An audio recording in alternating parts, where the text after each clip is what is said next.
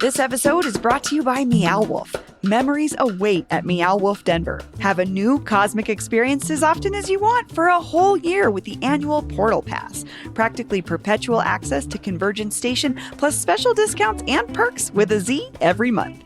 Get your Portal Pass for 30% off now through June 20th. Already planning a visit? Upgrade your regular ticket to a Portal Pass for just $19 on site. For more information, visit meowwolf.com. That's meowwolf.com.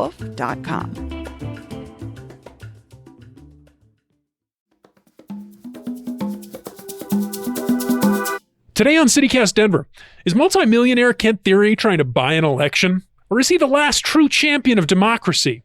A new signature gathering campaign launched this week to put his latest election reform on our November ballots. So we're digging into the debate over ranked choice voting. Plus, RTD's dismal summer, the latest union votes, and all the other big stories of the week.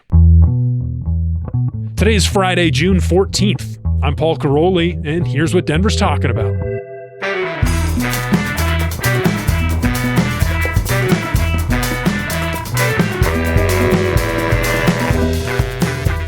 Welcome back to CityCast Denver, the show about the city that can't remember. Did it always get this hot in June? No. I mean, come on. 93 degrees? Holy cannoli. It's Friday. We're here at the 5280 Magazine Studios. Bree is off today, unfortunately, but we got a couple of great guests. Our first, you heard her voice already, returning guest, a favorite regular to help dig into a very spicy political story, her specialty, our politics and green chili correspondent, Justine Sandoval. Welcome back. Hello, everyone. Justine, how's summer treating you so far? It's hot. I am not feeling that. Are you beating the heat or is it beating you? Let's say I did not leave the house at all yesterday. I don't get a lot of sun, so it stays pretty cool. So I did not realize how hot it was. So I walked outside. Yeah, I am trying to stay away. I'm spending time in the basement. You know what? We tried, actually, my wife and I, we looked at that app Swimply, the swimming pool rental app. We were like, wouldn't that be fun for the 4th of July? Rent a swimming pool? And then we got one. And then the guy was like, no, you can't actually have this because I'm having a 4th of July party. It's like, what the hell, man? What are you doing? Get off the app. All right. Our other guests, for the first time back, I think in a couple of years, we talked maybe about air quality back, 2021. Too long. Colorado Newsline senior reporter Chase Woodruff. Welcome back to the show. Hi, thanks for having me. Chase, I have to hold your feet to the fire here right off the bat here. You have a great newsletter, Lit Out West, where you write about the literature of the American West, and you haven't written one in a long time. I know, it's been tough. I'll do my best, but I don't know that the prospects for restarting that in the middle of a presidential election are going to be too high. So We'll see. We'll look for you after November. Are you reading anything good? You know, I'm reading a lot of political science research about ranked choice voting these days, actually. Well, we're going to hear about that in a minute, but right now we have to do a little bit of business because I want you all to know, if you're not aware, that if you like the show, the best way to support the show is to become a member today. It just costs as little as $8 a month, and you can give yourself the gift of satisfaction knowing that you're supporting local journalism that matters. It's the best way to connect to your city, but you're listening. You already knew that. Also, if you join and become a member, you get an ad-free podcast feed, just as a little gift from us. So join today at membership.citycast.fm. But let's do it. Let's talk about this top story. It's been everywhere this week. It's been everything I've wanted to talk about. It's the brewing battle over democracy itself. Supporters of a new ballot measure kicked off their signature gathering campaign this week. It's a very provocative idea. It's going to be on our ballots this November. Initiative 310 would eliminate single-party primaries in favor of all candidate primaries, and even more interesting to me, implement ranked choice voting, which means there's different ways to do it, but it basically means that voters get to rank their candidates in order of preference as opposed to just picking one. We might have a link to explain a little bit more. There's different ways to do it. We'll put that in the show notes. But Justine, there's been a lot of talk about ranked choice voting lately in Denver. Why do you think people are so jazzed about this? Ranked choice voting has been a topic of conversation as long as I have been in politics. Really? Yeah, it comes, I think, a lot from the idea that people are not happy with the two-party system, and they don't feel that plurality elections really elect the majority's preference. So it's this idea that you're not throwing away your vote by voting for a third-party candidate if you're not happy with either candidate, and you have a chance to kind of boost other people in the possibility of winning an election. So I can see that the public is inclined to look into something that might change up the two-party system. So there's been a lot of conversation around it. There's some places where it could work very well, according to people like Denver. We have these mayoral runoffs, and it would avoid having to have a runoff later, which is more costly, and we could break down our 500 mayoral candidates a lot quicker. But it does have a lot of repercussions on a bigger level. What do you mean? Let's get into it. Tell me about it. It's hard to implement. It's already hard to get people to the ballot box as is, but this is a very complicated system to a lot of people, and it might be really hard for us to convince people to go in and do something that's a lengthier process than what we already do now. Right, because it's more choices. Like you have to figure out preferences, like, oh, I like this person more than this person, but not more than that person. Or I guess you could do whatever you want once you get on the ballot. I mean, you don't have to fill out the whole thing. Exactly. And then it also creates a system where people with more money or personal resources can elevate their campaign ahead of other candidates who are also in the ranked choice voting, which creates another problem that people aren't happy with is too much money in politics or people being able to buy elections. And this opens up that as a more of a possibility. Well, that's a perfect segue to the next thing we should talk about here, Chase, which is the man behind this effort, the big backer, Kent Thiry. You've been reporting on him for Newsline. He's the multimillionaire, not billionaire, specifically not a billionaire, which I guess was a point of contention when CPR was reporting on that this week, because they had to do a little correction. Multimillionaire founder of the local dialysis company DaVita. But what's Kent Thiry's story here, Chase? Yeah, so he's been involved in Colorado politics through these ballot initiatives that he has run for the last decade. This is his basically third attempt in the last 10 years to run a ballot initiative at the state level in an effort to, in his view, give more of a voice to unaffiliated voters, moderate voters in the center. He has this theory of change, I think, that the two-party system doesn't serve a lot of folks who are in the middle, and these various reforms that he has passed. Starting in 2016, he opened all primaries in state elections to unaffiliated voters. You didn't used to be able to vote in a Republican or Democratic primary if you were an independent voter. That changed in 2016.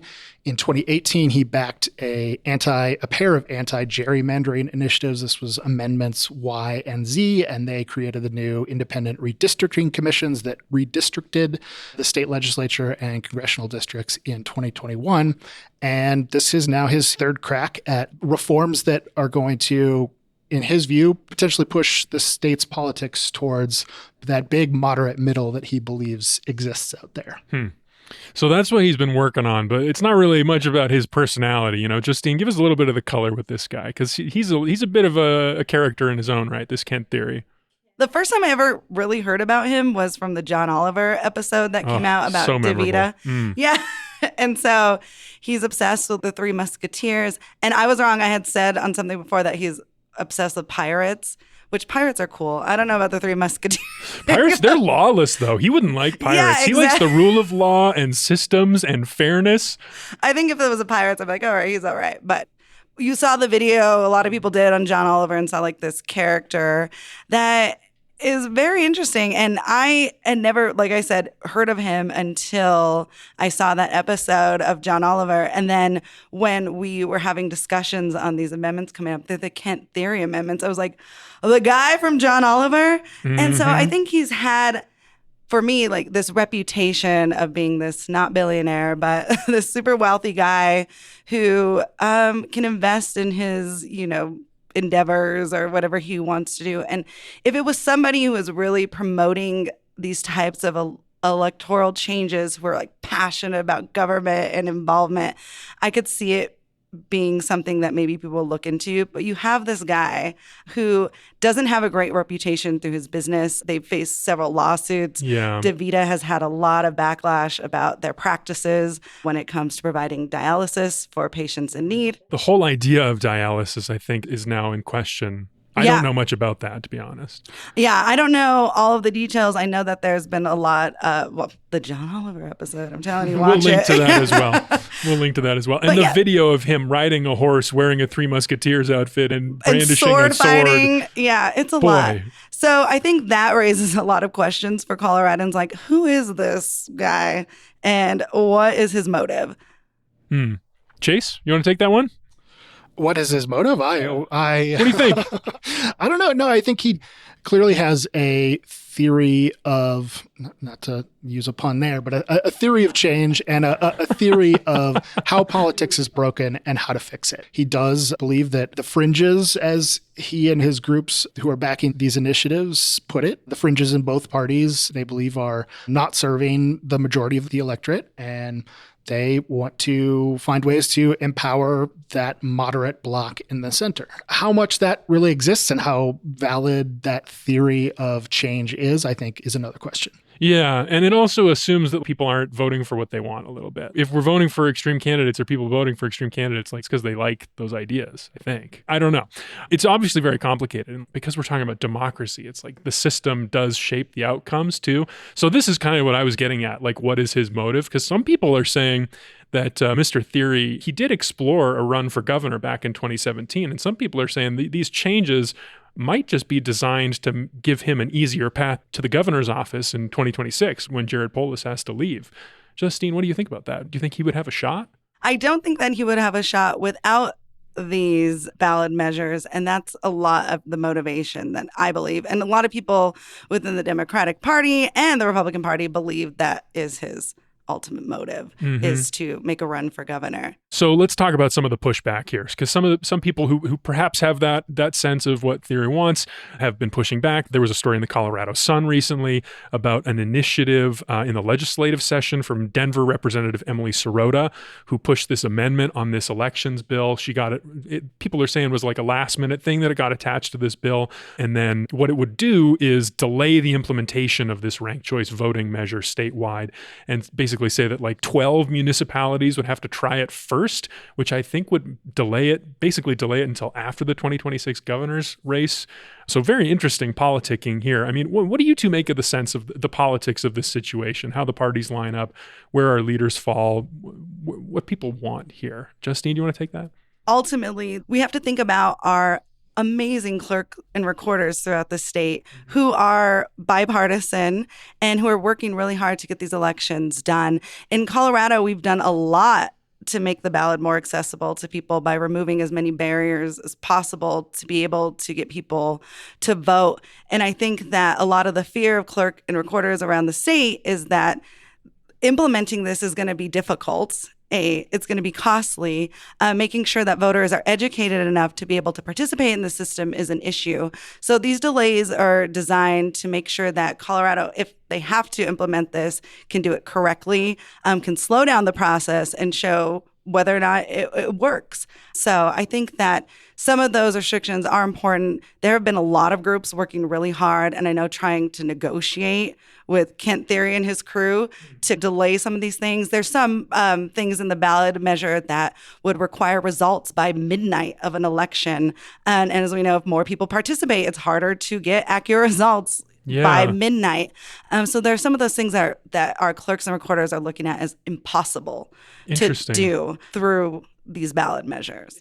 It does feel like it would be harder to count, or it would just take longer to count ballots if there's a ranked choice, if there's just more, if each person selects a ranking of candidates versus just one or the other. Chase, I want to read you a quote here. This is from the CPR article about this from the chair of the state Democratic Party, Shad Murab. He says about this measure, he says, billionaires are trying to rig Colorado's election to stifle the voice of everyday Coloradans by tossing a hand grenade into our democracy. Yeah, that's a bold statement. I think, as Justine was saying, I think the clerks were really pivotal here in essentially passing this amendment at the state legislature. I think it's an oversimplification to say, as some have said, that this was just Democrats watching out and trying to protect their power and their hold on the ballot. I think the clerks have really sincere, broad objections to the way that this will be implemented. And there's tons of, as Justine was just saying, tons of concern about that.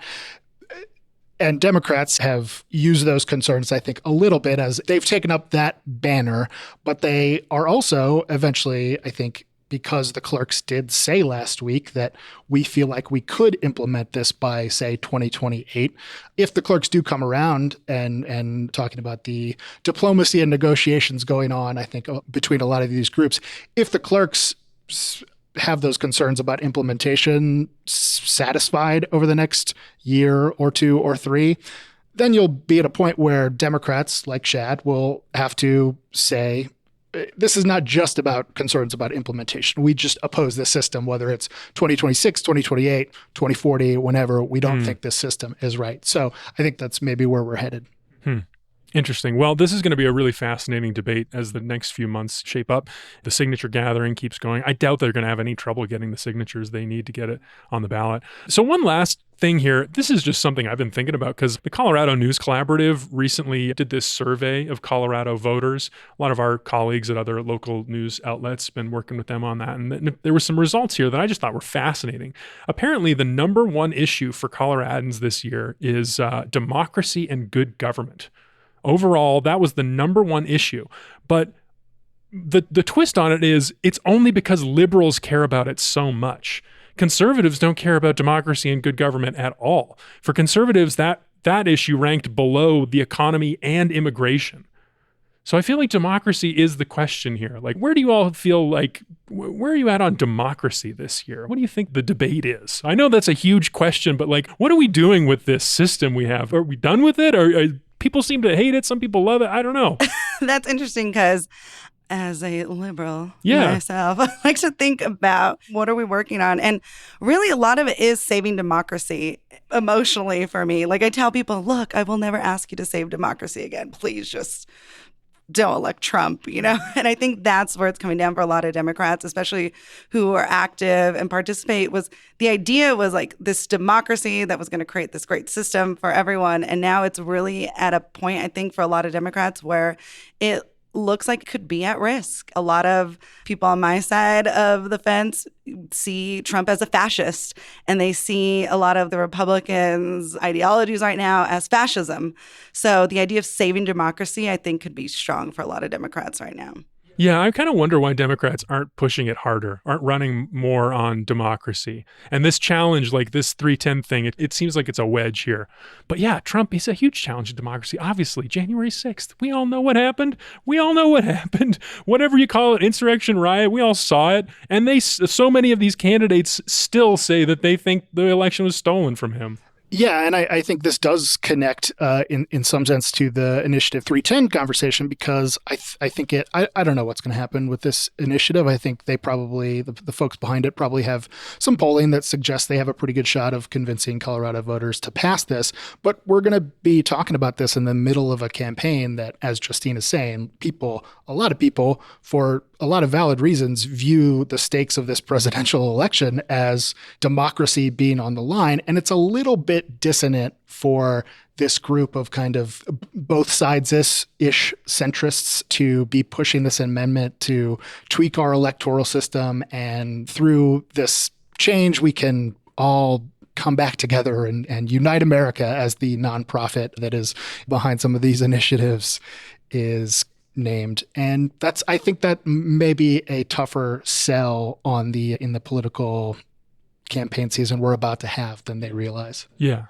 I think that's an interesting point. The debate between throwing a democracy in the trash and tweaking it, like how do you draw those distinctions and make that nuance clear over the next few months? That's going to be interesting. I do wonder if it would pass if we voted on it today. I feel like the thing about it just being so damn confusing is such a barrier. It's so hard to explain. I barely even tried a few minutes ago. Anyway, again, a link in the show notes to explain what ranked choice voting is. But listeners, we want to hear from you. When the Initiative 310 campaign, when they're out there collecting signatures, I want to know what you're going to do. Are you going to sign it or not? The ranked choice hotline is open. Leave us a voicemail, send us a text to 720-500-5418. Again, that number is 720-500-5418. Right now, we're going to a quick break. We'll be back, talk about the bus.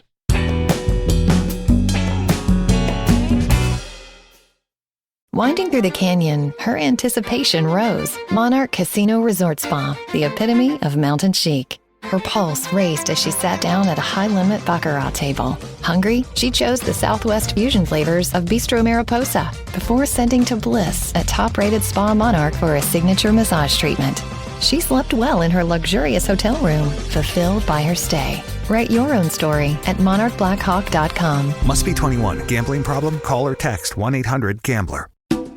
This episode is brought to you by Pine Melon, the farmer's market delivered.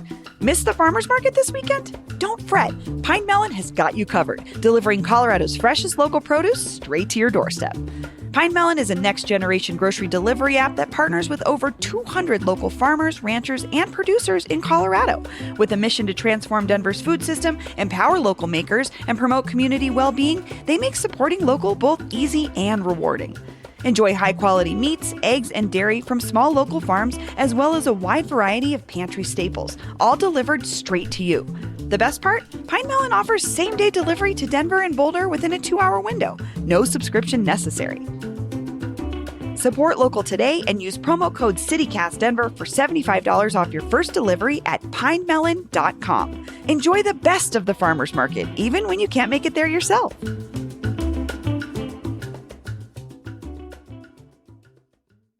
All right, and we're back. The theme of today's show is alphabet soup because we're shifting from RCV, ranked choice voting, to RTD, which was clearly the hot topic of the week thanks to, quote, mounting disruptions across our public transit network, as reported by the Denver Post. We've been seeing outages, delays as long as 45 minutes on some light rail lines, and this comes on top of the planned summer maintenance. It just feels like RTD is really struggling. Justine, what the hell's going wrong? This makes me so sad. Me too. Yes. I stopped riding the bus like 8 years ago because it became so hard to get where I needed to go, like for my daily work and job and anything I needed to do, that I had to finally give in and buy a car. And so now I've been driving for 8 years, but it makes me so sad because I want to take the bus. The other thing is Denverites, Coloradans are begging for better public transportation. And it seems like every time we take a step forward, there's something that's bringing us back. And this is not great for increased ridership. That's where I'm at with it. I was riding the bus for maybe a couple of months earlier this year when we worked downtown together and on Mondays. It made sense for me. And then I tried to get home one time. I was waiting at the bus stop and it just drove right past. It was like, okay, well, that's, an hour more now it's going to take me to get home. So I don't have to do this anymore. It's not like it was that cheap compared to driving anyway. It's just like, come on. Chase, I don't know your transit habits. Are you a car driver? You a bus rider? I'm in a similar situation to Justine. I lived downtown for a long time and didn't need a car, and moved down south and needed a car in the last couple of years. And I did take the light rail here today, and it was running fine on the D line. It did go okay? It went okay. There were a few pauses. I think they've got a lot of traffic coming in and out of Union Station because the central loop is closed. But yeah, it was pretty good. And then a packed train, which was good to see. Interesting. Yeah. Interesting. Yeah. I think there's some closures on the E line right now, and like RTD had to partner with CDOT. So now some people you might be riding the Mustang instead of the light rail, which is so weird that RTD is tapping in the state transit authority. Wow. Chase, you've been reporting on RTD a little bit. Like, what's the situation with the funding? Yeah, I mean, that's part of why this is so disappointing. As Justine was saying, it feels like one step forward and one or two steps back, maybe. I don't think these delays, the real big situation that's happening right now is on the Southeast corridor. These trains are having to go 10 miles an hour because of some kind of track problems. RTD was initially tight-lipped on what exactly the problems were. I think they've given a little bit more detail, but there are some maintenance issues on that corridor along I-25, and it's really going to impact, it sounds like, based on their announcement about that Mustang partnership, these issues could last the whole summer. And we came out of this legislative session, as you were mentioning, a big injection of funding into RTD and other transit agencies from the state for the first time in a long time, if not ever. And there was a lot of momentum behind getting people back on the buses and trains after the pandemic. And it just feels like this problem that was not really on anybody's radar a few months ago has now just sapped a lot of that momentum. So it's really too bad. Is that how it feels to you too, Justine? Yeah, I mean, we on the show last year, I was praising the free fare for better air. Mm-hmm. All free fare for better air 2 years in a row. I'm like, this is great. This is the direction we need to be moving in. And it was announced that it's only going to be for kids this summer. So, it's things like that are disappointing. I'm rooting for RTD. I've been riding the bus since I was a kid, since it was a quarter to ride the bus in Denver.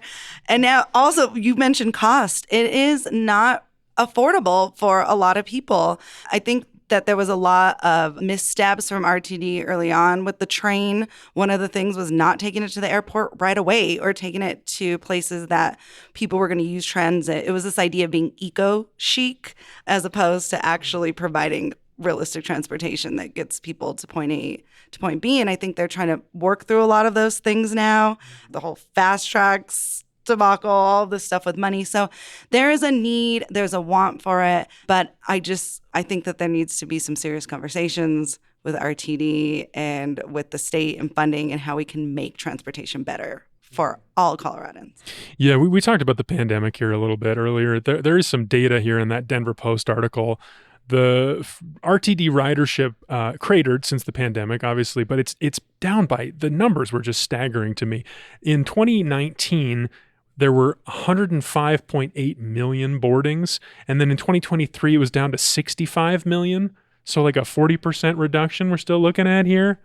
It's so much. It's so much. And it actually reminded me, I was talking to somebody, everyone, one of the hot topics on the show lately has been like revitalizing downtown, big theme, lots of interest. But this question, this data, it maybe points to this other side of it is, do people actually want to go downtown? Do people actually care about downtown? And to be clear, that's every transit agency in the country has had that happen post-pandemic. So that's not something that's totally unique to Denver. I think with respect to these track problems that the light rail is having, that does kind of lend support to the argument that a lot of transit advocates have been making in recent years, especially in Denver, is that, hey, it's great that we built this light rail system and invested in that, but where we should be putting investment now is into the bus system, whether that's BRT, whether that's just a lot of local lines that are in dense areas in central Denver to make those faster, more frequent, more reliable, as the refrain from those advocates go. Buses have lower capital costs than light rail. They don't have track problems like we're having on the E-line now. That lends support to that argument. Justine, is there anything else you think we could be doing other than faster, more frequent, more reliable to get people excited about riding the bus back on light rail? Yeah, no, I think there's a lot of things that can be done. I don't know exactly what that is yet.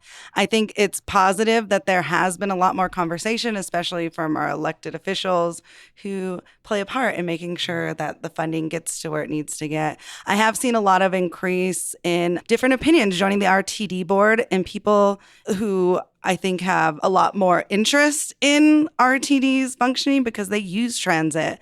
And I've seen kind of a shift in this public interest in what RTD does and how it functions. One thing I always remember as a kid is it had to be like mid-90s. There was a sign on RTD that we were like one of the best transit in the nation. And so I always thought like, we're only going to go up from here. We're going to have the best transit in the world. And then to see that decline has been really disheartening. So yeah. I'm hoping, there are issues like the final mile issue that people can't are getting within a mile of their distance. So how do we close that gap and get them closer? The mile has been widening instead of shortening.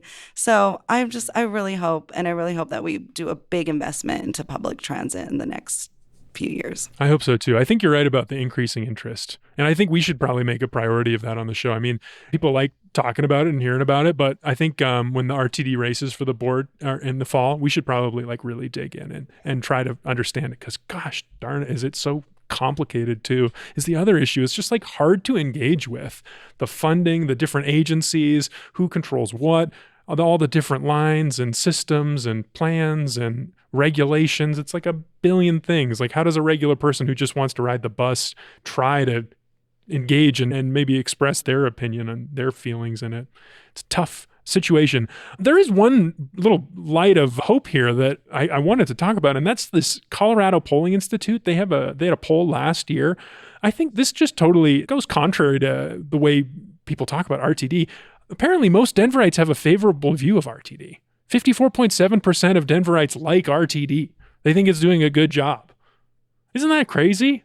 I don't think it's so crazy. I mean, I like RTD. I'm one of those people. The point that I always try to make about RTD, and I wrote a piece about this a couple months ago now, RTD has been given a really almost impossible task by the size of its district and the area it needs to serve and the types of service it needs to provide. There aren't a lot of other transit agencies in the country that spans such a wide geographic area while also being centered on a city and needing to provide rapid bus service within that urban core. You can take a RTD bus from, I think Longmont to like Conifer.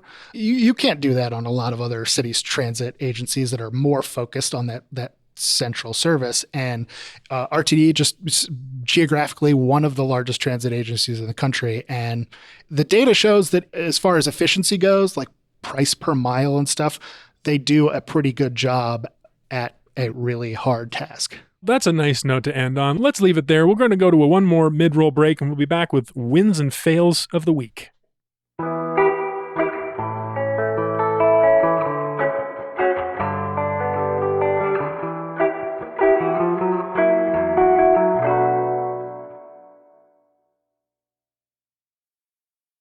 Hey, all right, we're back. Best way to end the week, my favorite way to end the week at least, it's our Rocky Mountain highs and lows, aka wins and fails of the week.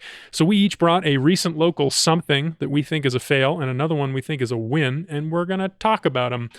And I think we should do fails first so we can end on wins. Justine, I'm coming to you first. What's your fail? So my fail of the week, we'll have to see if it's a total fail, but my eyebrows are raised when I saw yesterday that Sony Picture acquired Alamo Drafthouse Cinema, yes. which is not a Denver base. It's actually from Texas, which that we can have conversations about Texas things moving here, but it's one thing I really enjoyed. Like, I'm not usually a movie gal. I'm more of like a hiker outside. So it's hard to get me to the theater, but I do love Alamo. I mean, I like, the way that's kind of centered around movie nerds and you get to eat good food and have a drink. Like, the pre-show entertainment. I love it. Yeah. I love like their special events, like when they do like Selena night and they had like the cumbia bands there and stuff. So fun. Love it. Anytime a big corporation acquires a business that I like, I always have a red flag. I know that Alamo Drafthouse was facing some financial issues in the last few years, especially post-pandemic. So it kind of makes sense that a bigger company would come in, but I don't like it necessarily. So yeah. Chase, you an Alamo guy? I am totally Alamo pilled. I can't go to a regular theater anymore. It's great. It's the way to do movies. I also was going to be talking about Alamo, but Alamo is going to be my win this week. Oh. Not the company, but the workers. Oh. Because I don't think this has been reported elsewhere. I think it was a exclusive for Hey Denver readers.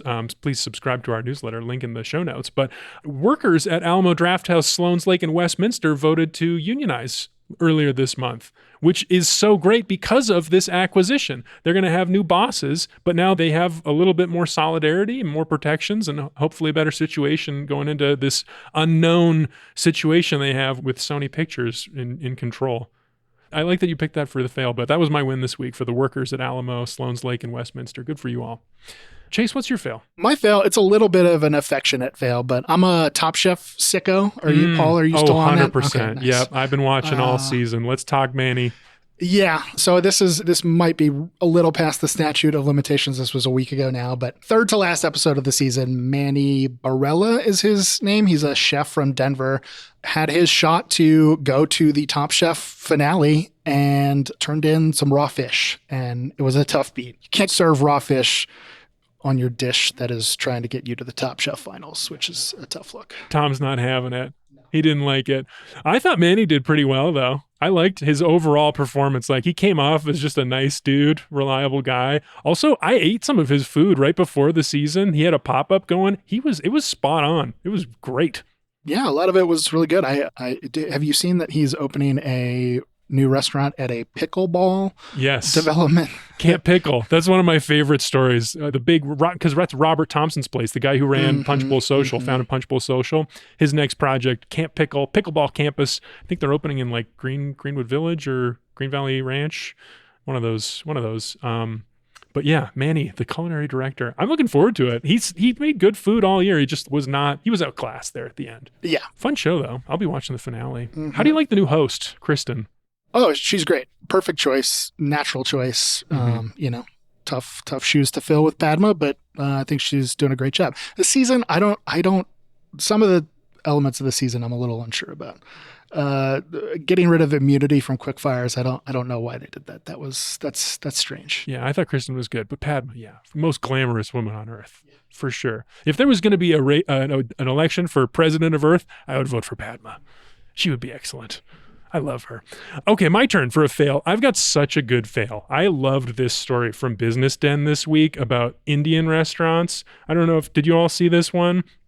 So there's a guy, specifically my fail goes to Peter Satala, the owner of Tikka and Grill, because he has, as outlined in this article, Peter has rebranded his restaurant to an almost exact copy of the nearby Indian I was fusion. Wondering about this. You've seen this? Yeah. So what have you seen? I saw there's a restaurant on Google Maps that is called Tikka and Grill 3. Mm-hmm. Just the number 3. Mm-hmm. And I had no idea, is this related to the other Tikka and Grill that is like a few miles north on Broadway? I was very confused. I'm sure it is. What he's doing is he rebranded his place to be almost an exact copy of the nearby place Gaia Masala and Burger, which has a very distinctive menu. Like they have burgers and fusion food. So they basically took the menu, they've adopted the color scheme, they put burgers on their menu, and he's now his website calls his place Tikka Grill and Masala Burger. He also tried to poach Gaia's employees, and this is all 6 months after Satala approached Gaia's owners about becoming business partners. But here's the kicker. He did this before 2 years ago with another restaurant. He rebranded Tikka and Grill based on this other place, Spice Room, that then themselves, in order to just avoid the conflict, decided to rebrand themselves. And now they're doing a whole different thing. That makes sense because there was Spice Room in North Denver and then there was Spice Room 2. Mm-hmm. So I'm like, that makes sense now. Isn't that crazy that this guy's doing this? Just like copying. He's like going and looking at what's the most popular Indian restaurant. I'm going to just become them if they're not going to let me buy into their business. So weird. So weird. Anyway, that was my fail of the week. I thought that was a great story. We're going to have a link in the show notes to that as well. Wins. I gave mine Alamo Drafthouse workers. Big win for them. Justine, how about you? What's your win of the week? My win is similar to yours because it has to do with unions. My high of the week was workers at Summit Music Hall and the Marquee Theater have filed union election papers with the National Labor Relations Board because they are also going to unionize. I think that's great. I'm very pro-union, so it's always nice to see workers be able to organize. And also right now, union approval is the highest it's ever been since unions were created. Yeah, like this next generation really sees the significance of workers being able to unionize and create fair wages and great working environments. And, I think we don't, especially now too, the government's going after Live Nation, Ticketmaster for some of their practices. I think it's really important that these workers unionize. And we remember like the craftsmanship, the skill it takes to put on a concert, the work that goes into it. And I think these people need to make sure that they're being protected and they can unionize. And yeah. Very similar to the Alamo situation. Mm-hmm. When the ownership situation is changing, you got to protect yourself. So good for these people. That's great. I wonder, I don't know, Marquee, I haven't been to I ate the pizza at the Marquee once, but I've not seen a show there. I love the Marquee. I've worked with them on other projects before. They've always been really great. Pizza is delicious. Pretty good. Totally underrated pizza. Yeah, I would agree with that. Chase, the pizza at the Marquee, you had that? I don't think so, no. Okay, got to check it out, man. You're the pizza expert, so I trust you. Thank you. Thank you for saying that. Thank you for recognizing that. But Chase, it's your turn. What's your win of the week? I think my win is the plans that the city announced yesterday for the McNichols building. Did you see this? Yes. The Museum of Denver. Yeah, which we don't have. And thinking about that, don't know that I fully realized there is no museum focused on really the city's history. And the city is going to renovate the McNichols building. I don't know if you guys feel the same way. Like I live downtown. I covered state and local politics and was constantly in Civic Center Park. I never really got the McNichols building. Agreed. What its purpose was. It's been used as this event center for the last 10 years or so. They do, art exhibitions and obviously like lots of private fundraisers and stuff like that. But they, at least the way the city laid it out yesterday is they want it to be more of like a public communal space that has a more of a fixed identity with this museum. The museum will be on the first and second floors, and the third floor will still be used for that as that like event space. But I think it sounds like a really good idea. Hopefully they follow through on it, to the extent that we can continue to have Civic Center as like that public space that is open and welcoming to anyone and everyone, I think is really good. I think that's a great win. This was a surprise announcement to me. Do we know anything about the funding? Did they say anything about the money? I think there are very few details at this point. Interesting. Justine, how about you? Are you excited about the prospect of a Museum of Denver at the McNichols building? Yes, I hadn't heard about this till just right now, but that sounds wonderful. I'm a big enthusiast of Colorado history, especially Denver history. I think the McNichols building is a great building, but like you two, I've been confused about what its real purpose was. I've been to some great events there, but that's it. I think it would be wonderful to utilize a space like that for something like this and really highlight like Denver's history. I think our 150 years or something's coming up in the next few years. I'm not sure of the dates, but that's a great announcement and something for us to look forward to as a city. Get more people downtown, more amenities. Another great thing, tourist draw. Feels like a win, depending on how much it costs, I guess. But that building, it's like when that museum opens, it will have felt like it will have always been that museum, I think. That just seems like such a natural fit. Yeah, great building. Former Carnegie Library, which I don't think I knew until yesterday, but there you go. Justine, Chase, here we are at the end of the show. So glad you all could come in here and do this with me. This was so fun. Thanks so much for joining me. Absolutely. Thanks for having me. Thank you. And see you all next time. That's all for today here on CityCast Denver. Our producers this week were Olivia Jewel Love, Xander McMahon, Selena C.A. Reynolds, and me, Paul Caroli. Peyton Garcia writes our morning newsletter, Hey Denver. Bree Davies is our host, and she'll be back soon. Our music is by Los Mocochetes and Don Chicharron, with additional mixing by Tyler Lindgren. If you haven't already, subscribe to the show wherever you get your podcasts, follow us on Instagram at CityCast Denver, and tell Kent Theory about us the next time you see him. You can sign up for that daily newsletter and learn more about us at denver.citycast.fm. See you next week.